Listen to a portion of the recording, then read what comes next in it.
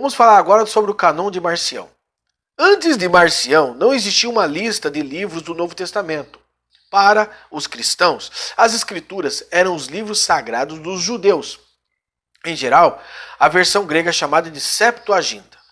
Mas embora a lista de Marcião feita em 144 depois de Cristo seja a primeira, não podemos dizer que não havia uma concepção de normatividade de textos no cristianismo primitivo.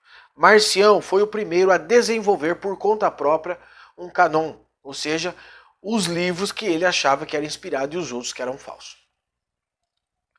A leitura de Marcião acerca do mundo era dualista, ou seja, seu discurso baseava-se na filosofia gnóstica, que o materialismo era mau e que o espiritual era bom, que considerava o mundo material mau e que seu criador deveria ser um Deus mau, ou por via das dúvidas, ignorante. Segundo Gonzales, o Deus do Novo Testamento e Pai de Jesus Cristo não é o mesmo Jeová que fez o mundo. O propósito do Pai não era que houvesse um mundo como esse, com todas as imperfeições, mas que houvesse um mundo puramente espiritual. Mas Jeová, seja por ignorância ou por maldade, fez esse mundo e nele colocou a humanidade.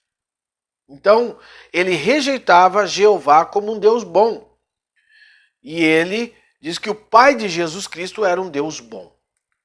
Com base nessa leitura, Marcião rejeitou o Antigo Testamento como normativo para os cristãos, tendo em vista que ele era propriedade de uma tradição que cultivava e adorava um Deus inferior. Assim não podia ser usada para ensinar os cristãos. Então Marcião ele rejeita o Antigo Testamento como base, como inspiração para os cristãos, porque o Deus do Antigo Testamento era inferior e era mau. Marcião rejeitou o Antigo Testamento e aceitou apenas um evangelho, uma versão editada por ele do Evangelho de Lucas, mas a edição de 10 epístolas de Paulo, excluindo as pastorais. Ele escolheu as epístolas paulinas porque acreditava que Paulo foi o único apóstolo que havia compreendido a verdadeira mensagem de Jesus. Então, dos 4 evangelhos, ele fica com o de Lucas. E das 13 epístolas paulinas, ele fica apenas com 10.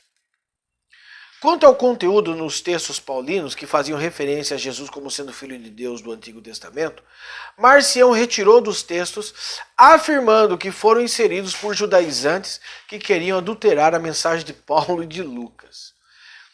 E além do mais, ele fez uma interpolação, ele arrancou os textos que citava Jesus como Filho de Deus e disse que esses textos eram errôneos.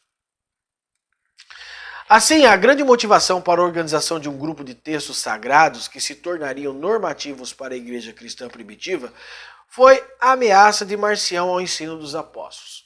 Por um lado, foi muito bom que Marcião se manifestasse com essa heresia, porque fez com que a igreja acelerasse esse processo de canonização do Novo Testamento, oficializando os livros que realmente faziam parte dessa inspiração.